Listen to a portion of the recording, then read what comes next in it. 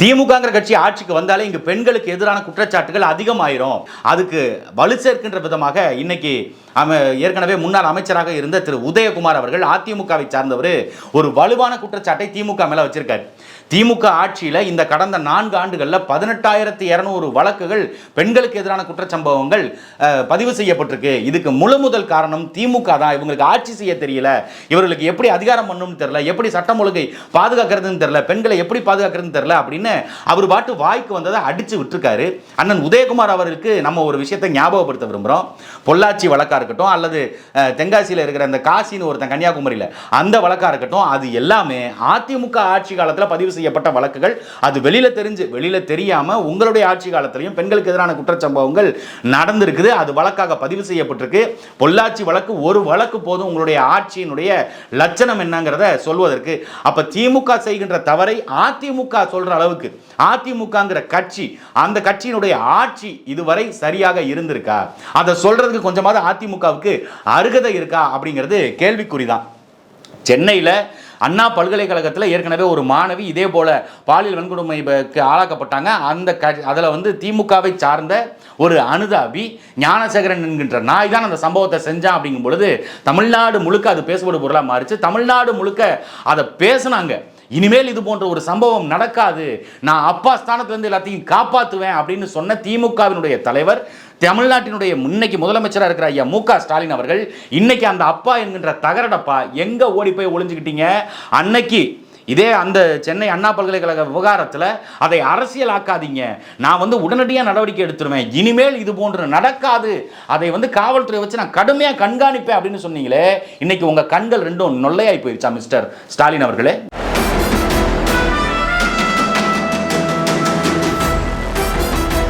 அனைத்தவர்களுக்கும் அசுரனின் வணக்கம். சென்னை அந்த பல்கலைக்கழக விஷயம், அந்த மாணவியினுடைய அந்த வழக்கு வரும் பொழுது எல்லா கட்சிகளும் கோபப்பட்டாங்க, கொந்தளிச்சாங்க.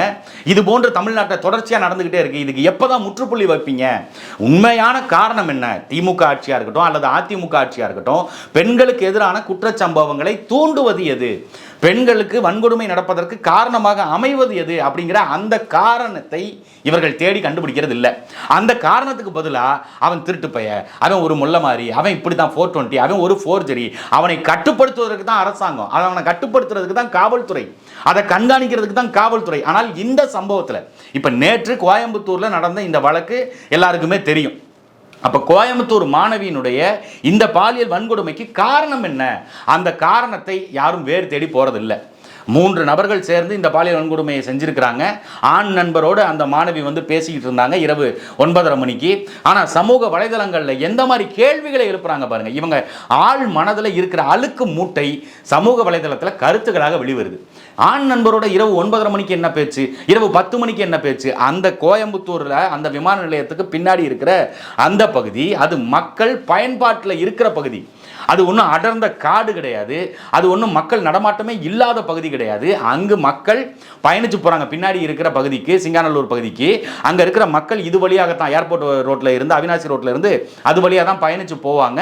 பகல் நேரங்களில் அதிகமாக ஆள் நடமாட்டம் இருக்கும், இரவு நேரங்களில் கொஞ்சம் கம்மியாக இருக்கும். ஆனால் அந்த பகுதி விமான நிலையத்திற்கு பின்புறம் இருக்குது. அந்த விமான நிலையம்ங்கிறது, விமான நிலையத்தினுடைய கண்காணிப்பு கேமராக்கள் இருக்கும். அங்கே போய் பேசிட்டு இருந்திருக்காங்க. ஆனால் அதை எவ்வளவு வக்கர புத்தியோடு இரவு 10 மணிக்கு ஏன் போனாங்க? இதே தான் சென்னை அந்த அண்ணா பல்கலை விவகாரத்திலையும் கேட்டாங்க. இரவு 8 மணிக்கு ஆண் நண்பரோடு என்ன பேச்சு வேண்டியது கிடக்குது? ஆண் நண்பரோடு பேசக்கூடாதுன்னு சட்டம் எங்கேயாவது சொல்லியிருக்குதா? அந்த சட்டம் சரியாக இருக்குமா? பாதுகாக்கணும் அப்படிங்கிறது தான் சட்டம். அவங்க யார் எங்கே நின்று பேசினாலும் அவர்களை பாதுகாக்கணும். இப்போ அவங்க யாருமே ஆள் நடமாட்டம் இல்லாத பகுதியில் செஞ்சுருக்கிறாங்க, இல்லை மக்கள் நடமாட்டமே இல்லாத ஒரு காட்டுக்குள்ளே அவங்க போய் பேசிகிட்டு இருந்தாங்க அப்படின்னா அதை காவல்துறையால் கண்காணிக்க முடியாது. ஆனால் இதை கண்காணிக்க முடியுமா? முடியாதா? ஏன் இதை காவல்துறை கண்காணிக்கலை அப்படின்னு நம்ம வலுவாக குற்றச்சாட்டு வைக்கிறோம்னா, பக்கத்தில் 2 கல்லூரி இருக்குது. அந்த 2 கல்லூரியினுடைய பின்புறமும் அந்த பகுதியில் தான் இருக்குது.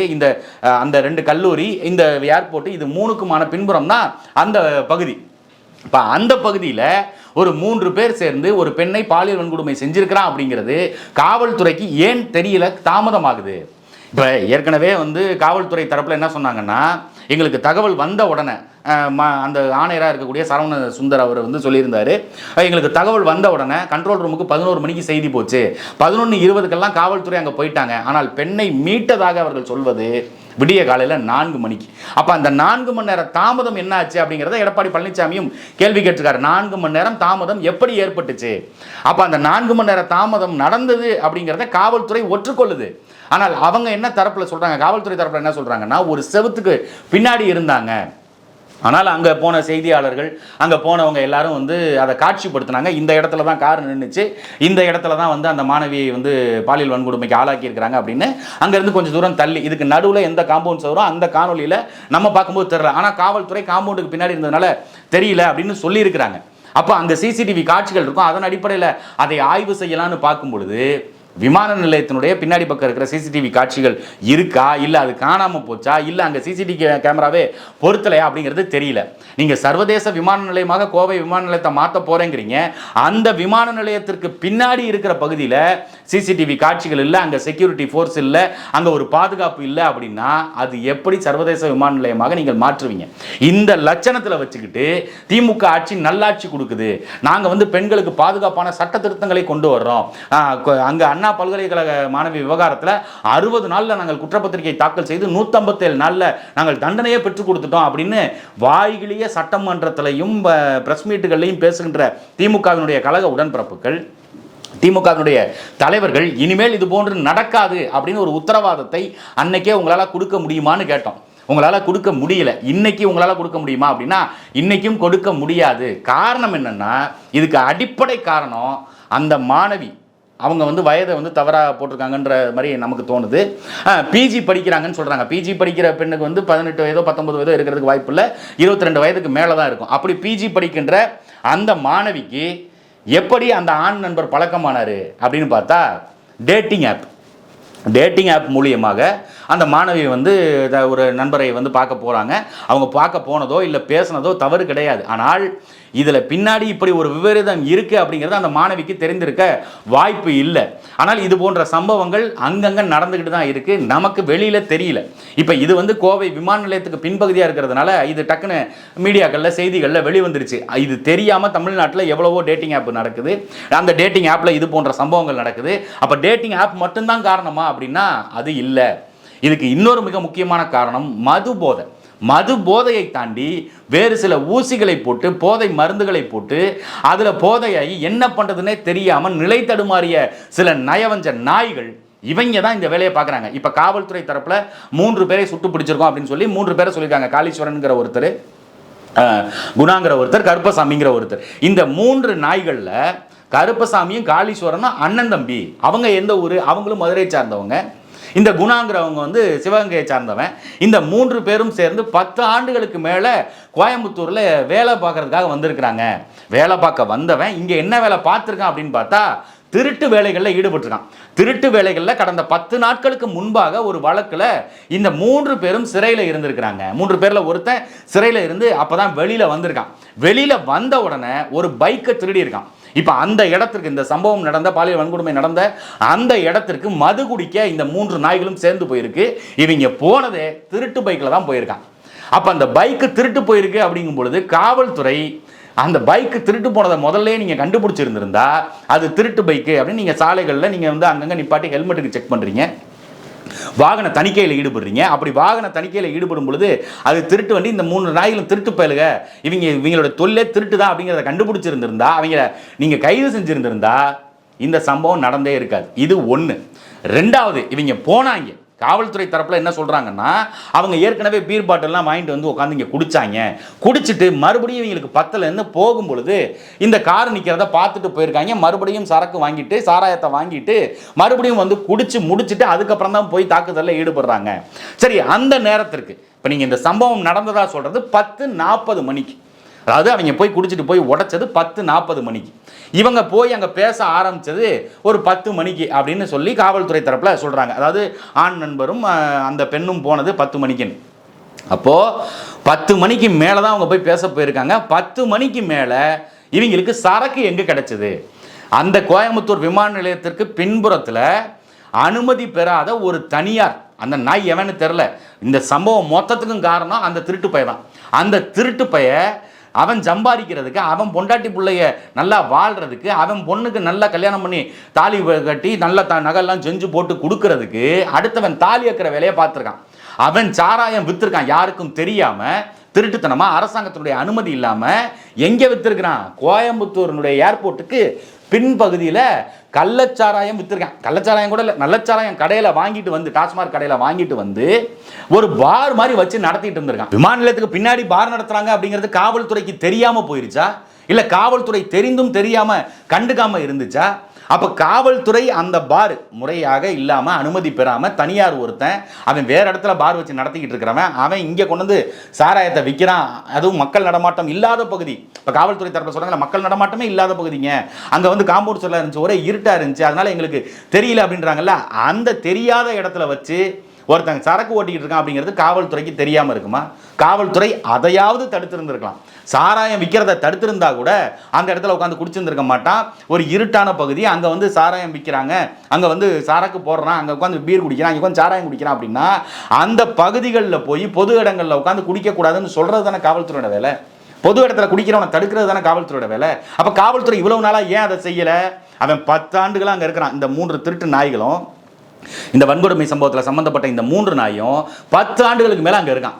அப்போ 10 ஆண்டுகள் அங்கே இருக்கிறவனுக்கு தெரியும் எங்கே போய் உட்காந்து குடிக்கலாம், எந்த இடத்துல போலீஸ் வராது, எந்த இடத்துக்கு போலீஸ் வந்தாலும் கண்டுக்க மாட்டாங்க, அவன் தெரிஞ்சு போய் உட்காந்துருக்கான். அப்போ அதை கண்காணிக்க வேண்டியது காவல்துறையுடைய வேலையா இல்லை? அந்த திருட்டு பயில வண்டியில் பிடிச்சிருந்துருக்கலாம், இல்லை சாராயம் விற்கிறத தடுத்து இருந்திருக்கலாம், இல்லை அந்த இடத்துக்கு ரோந்து போயிருக்கலாம். இப்படி பல்வேறு ஆங்கிளில் பார்த்தாலும், எந்த ஆங்கிளில் பார்த்தாலும் இது அரசாங்கத்தினுடைய தோல்வி. அரசாங்கம் செய்ய தவறிடுச்சு, அரசாங்கம் அந்த பெண்ணை காப்பாற்றுவதற்கு தவறிடுச்சுங்கிறது தான் நிதர்சனமான உண்மை. அப்போ 10:40 மணிக்கு மேலே அவன் பார்த்துட்டு சாராயத்தை வாங்கி குடிச்சு முடிச்சுட்டு அவன் அருவாள் எடுத்துகிட்டு போய் கார் கண்ணாடியை உடைச்சு ஆண் நண்பரை தாக்கி அவனை வெட்டி அவனை கீழே சாய்ச்சிட்டாங்க. அவனை சாய்ச்சிட்டு இந்த பெண்ணை தூக்கிட்டு போய் மறைவாக வச்சு பாலியல் கொடுமை பண்ணிட்டான். அதுக்கப்புறமேட்டு அந்த பையனுக்கு நினைவு வந்து அவன் பக்கத்தில் இருக்கிற மக்கள்கிட்டலாம் கூப்பிட்டு சத்தம் போட்டு அவங்க எல்லாரும் வந்து அந்த பெண்ணை மீட்டதுக்கு அப்புறம் தான் காவல்துறைக்கு தெரிஞ்சிருக்கு. அப்போ காவல்துறைக்கு 11 மணிக்கு புகார் போயிருக்குது, 11:20 காவல்துறை அங்கே போயிருச்சுன்னா நீங்கள் எந்த இடத்துக்கு போனீங்க அப்படிங்கிறத காவல்துறை விளக்கமாக சொல்லணும். அப்படி அங்கே தேடி உங்களுக்கு வந்து 4 மணி ஆச்சு அப்படின்னா அந்த காலதாமதத்துக்கு காரணம் என்ன அப்படிங்கிறத காவல்துறை தரப்பில் தெளிவாக தெரியப்படுத்தணும். அப்போ இது போன்ற சம்பவங்களுக்கு மிக முக்கியமான காரணம் மது போதை அப்படிங்கிறதும் நமக்கு இன்னொன்று தெரியுது. அது இல்லாமல் இப்போ அந்த பெண்ணுக்கு பாலியல் வன்கொடுமை நடந்த அந்த சம்பந்தப்பட்ட அந்த பகுதிகளில் சில ஊசிகளும் கண்டெடுக்கப்பட்டிருக்கு. அந்த ஊசிகள் போதை மருந்துகளுக்காக பயன்படுத்தக்கூடிய ஊசிகள், அதுக்கு பக்கத்தில் அங்கங்கே பாட்டில்லாம் கடந்திருக்குது, சின்ன சின்ன பாட்டில்கள், அங்கே நிறைய சாராய பாட்டில்கள் கடந்திருக்கு. அப்போ மது குடிப்பவர்களுடைய கூடாரமாக கோவை விமான நிலையத்திற்கு பின்புறம் இருக்குதா? அதை தடுக்க தவறியது யார்? அவர்கள் செய்ய தவறியது அந்த காவலர்கள் மீது நடவடிக்கை அரசு எப்போது எடுக்கும்? அப்ப இது போல பெண்களுக்கு எதிரான குற்றச்சாட்டுகளை எப்பொழுது அரசாங்கம் தடுத்து நிறுத்தும்? எப்போது இந்த வேரை தேடி போய் அழிக்கும்? ஒரு பக்கம் மது போதை, அரசாங்கம் விற்கின்ற சாராயத்தால் ஏற்படுகின்ற போதையில் இந்த தீங்கை செய்கிறான். இன்னொரு பக்கம் இந்த ஊசி போதை, இந்த மாதிரி மற்ற போதை வஸ்துக்களை பயன்படுத்தி அதன் மூலியமாக செய்கிறான். குறிப்பாக கோயம்புத்தூர் வந்து இப்போ கல்வி நகரமாக மாறிக்கிட்டு இருக்கு. அங்கே படிக்கின்ற மாணவர்களை டார்கெட்டாக ஃபிக்ஸ் பண்ணி அங்கே எல்லா போதை வஸ்துகளும் கிடைக்கிற மாதிரி அங்கே சில நபர்கள், சமூக விரோதிகள் செஞ்சுக்கிட்டு இருக்கிறான். அதை வச்சு நிறைய பணம் சம்பாதிக்கிறான். இதை அரசாங்கம் எப்போது தடுக்கும்? கல்லூரி படிக்கின்ற, பள்ளி படிக்கின்ற மாணவர்களை குறிவைத்து போதை வஸ்துகளை இங்கு நிறைய நபர்கள் விநியோகம் பண்ணுறாங்க அப்படிங்கிறது அங்கங்கே குற்றச்சாட்டுகளாக எழுந்துகிட்டு இருக்கு. அதை எப்பொழுது அரசாங்கம் கட்டுப்படுத்தும்? அந்த வேரை எப்போ தேடி போய் அழிக்கும்? இன்னொரு பக்கம் இந்த டேட்டிங் ஆப்புங்கிற பேரில் இங்கே முழுக்க முழுக்க பெண்களுடைய வாழ்க்கையை சீரழிக்கின்ற வேலையை இந்த ஆப்பு செஞ்சுக்கிட்டு இருக்கு. அப்போ அந்த வேரை எப்பொழுது இந்த அரசாங்கம் அழித்தொழிக்கும்? நீங்க கடந்த 2021ஆம் ஆண்டுல இருந்து இந்த 4 ஆண்டுகளில் பதிவு செய்யப்பட்ட இந்த வழக்குகளுடைய பின்னணி, அதில் வந்து போக்சோ வழக்குகள் எத்தனை, பெண்களுக்கு எதிரான குற்றச்சாட்டுகள் எத்தனை, அது ஆண்டுக்கு ஆண்டு உயர்ந்துக்கிட்டே தான் போகுது. எப்படி டாஸ்மார்க் வருமானம் ஆண்டுக்கு ஆண்டு 40,000 கோடியிலிருந்து 45,000 கோடி டார்கெட் வைக்கிறாங்களோ, டாஸ்மார்க் கடைகளுடைய எண்ணிக்கையை 5,000 6,000லேருந்து 8,000 10,000 மாற்றலாம். வீடு வீடு வாசலில் போய் நம்ம சாராயம் விற்கலாம். இளவு வீடாக இருக்குதா, கருமாதி வீடாக இருக்குதா, இல்லை கல்யாண வீடாக இருக்குதா, காதுகுத்து வீடாக இருக்குதா, வீட்டு வாசலில் போய் வச்சு சாராயம் விற்று அதில் காசை நிறையா சம்பாதிக்கலான்னு அரசாங்கம் திட்டம் போடுதோ, அதே போல் அதை எப்படி உயர்த்துறதுக்கு இவங்க திட்டம் போடுறாங்களோ, அப்படி அதுக்கு நிகராக, அதுக்கு பேரலா இந்த பக்கம் குற்றச்சம்பவங்களும் அதிகமாகிக்கிட்டே இருக்கு.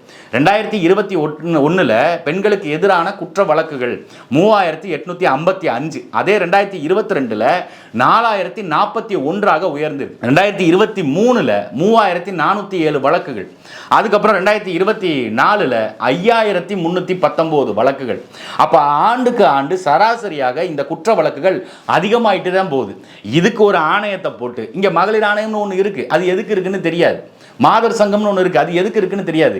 அரசாங்கம் இது போன்ற பெண்களுக்கு எதிரான குற்றச்சம்பவங்கள் அதிகமாயிட்டே போகுது, அது ஒரு ஆய்வறிக்கையை எடுத்து கொடுத்து இதுக்கு காரணம் என்ன அப்படின்னு வேற தேடி போய் அழிக்கிறது தானே ஒரு அரசாங்கத்தினுடைய வேலை, அதுதானே மகளிர் ஆணையத்தினுடைய வேலை, அதுதானே இங்க இருக்கிற மாதர் சங்கங்களுடைய வேலை. ஆனா இந்த மாதர் சங்கங்கள், இந்த மகளிர் அமைப்புகள் எல்லாம் ஆளுங்கட்சியினுடைய ஏவல் ஆட்களாக, அவங்க சொல்ற ஆட்களுக்கு எதிராக ஒரு ஆர்ப்பாட்டம் போராட்டம் நடத்துவதற்கு தான் இவங்க இந்த வேலையெல்லாம் செய்யறாங்களே தவிர பெண்களுக்கு எதிரான குற்றச்சம்பவங்களுக்கு காரணம் என்னங்கிறத இவங்க தேடி போயிருக்காங்களா? தேடி போக மாட்டாங்க.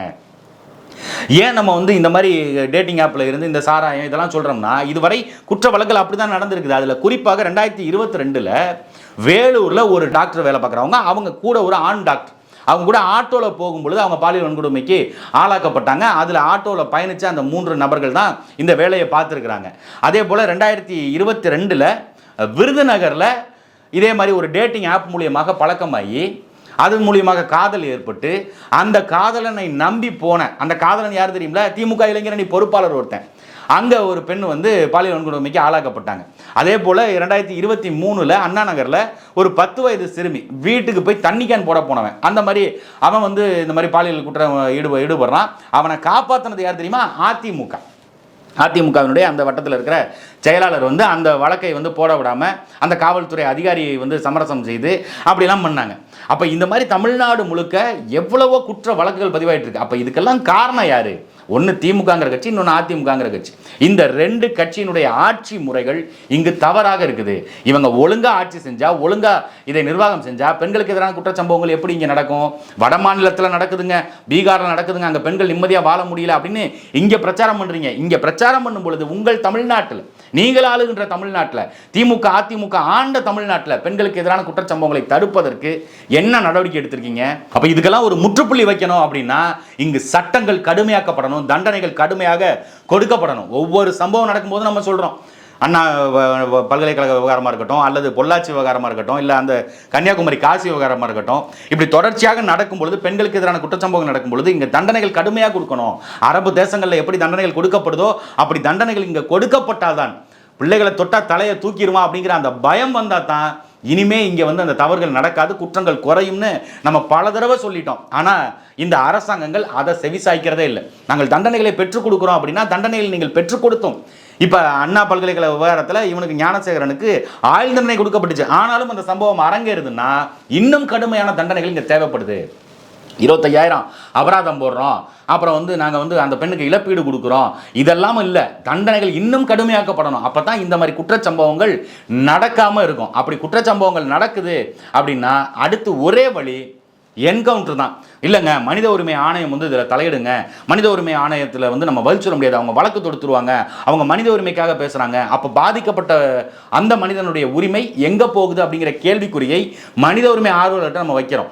மனித உரிமை ஆளுநர்கள் நீங்கள் பேசுங்க, அதிகாரத்தை பயன்படுத்தி இதை பயன்படுத்தி துஷ்பிரயோகம் செஞ்சு அடிக்கிறான் உதைக்கிறான் அப்படின்னா அந்த இடத்துல மனித உரிமை பேசலாம். ஒரு பெண்ணை பாலியல் இச்சையோடு அணுகி பாலியல் வன்கொடுமை செய்து 3 பேர் 4 பேர் சேர்ந்து இந்த மாதிரி வன்புணர்வு செய்து கொலை செய்கிற, இந்த மாதிரி வன்புணர்வு செய்து அவங்கள அப்படியே போட்டு போகிற இந்த மாதிரி நாய்களுக்கு மனித உரிமை ஆணையம் ஏன் பேசணும்? அப்போ இதுக்கெல்லாம் ஒரு முற்றுப்புள்ளி வேணும்னா அதை கடந்து தான் ஒரு ஆட்சி அதிகாரமாக இருக்க முடியும். இப்போ இந்த சம்பவத்திலையுமே காவல்துறை தரப்பில் என்ன சொல்கிறாங்க? நாங்கள் 3 பேரையும் பிடிக்க போனோம், 7 தனிப்படைகளை அமைத்திருந்தோம், பிடிச்சிட்டோம். அவங்க பிடிச்சிட்டு நாங்கள் வரும்பொழுது அவங்க தப்பிச்சு போக முயற்சி செஞ்சாங்க, காவல்துறையை தாக்க முயற்சி செஞ்சாங்க, அவங்கள துப்பாக்கியில் காலுக்கு கீழே சுட்டு பிடிச்சோம். ஏன் காலுக்கு கீழே சுட்டீங்க? காலுக்கு நடுவில் சுட்டுருக்கணும், 3 இன்ச்சு 4 இன்ச்சு மேலே ஏற்றி சுட்டு இவங்களை மொத்தமாக முடிச்சிருக்கணும். ஏன்னா இந்த நாய்களுக்கு இங்கே வாழ்கிறதுக்கு அருகதில்லை. ஒரு பக்கம் திருட்டு வேலை பார்த்து அடுத்தவன் சொத்தை திருடி அவன் அடுத்தவனுடைய இதை ஆட்டையை போட்டு திருட்டு வழக்குகள் அவங்க மேலே இருக்குது. அவங்க ஒன்றும் மனித புனிதர் இல்லையே, ஒன்றும் இந்த டாஸ்மாக் சாராயத்தை குடிச்சு விட்டு முறை தப்பு செய்கிறவன் இல்லையே, ரெகுலர் ஆஃபண்டரை அவனெல்லாம் எதுக்கு இந்த நாட்டில் வச்சிருக்கணும்?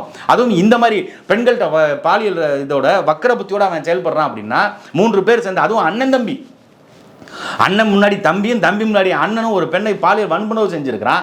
அவனுக்கெல்லாம் எதுக்கு? அவன்லாம் இங்கே இருந்து என்ன பண்ண போறான்? இந்த பூமிக்கு பாரமா அந்த நாயெல்லாம் இருந்து என்ன பண்ண போகுது? அதெல்லாம் தூக்கி சுட்டுட்டு போக வேண்டியதானே. காவல்துறை எதுக்கு அவங்கள்ட்ட மாண்பு பார்க்கணும்? எப்படி அவங்க வந்து ஏன் அப்படி மதிக்கத்தக்க மனிதர்களை காலில் சுடணும், மண்டையில் நெத்திக்கு நெத்தா சுற்றணும், இல்லை இன்னும் கடுமையான தண்டனைகள் கொடுக்கப்படணும். அப்போ இதில் மனித உரிமை ஆணையம் தலையிடுறதை கொஞ்சம் தவிர்த்துக்கணும். ஏன்னா இதிலெல்லாம் மனிதநேயம் பார்த்துக்கிட்டு இருந்தா நம்ம மானுடனாக இங்கே பிறந்ததற்கு அர்த்தமற்று போயிடும்.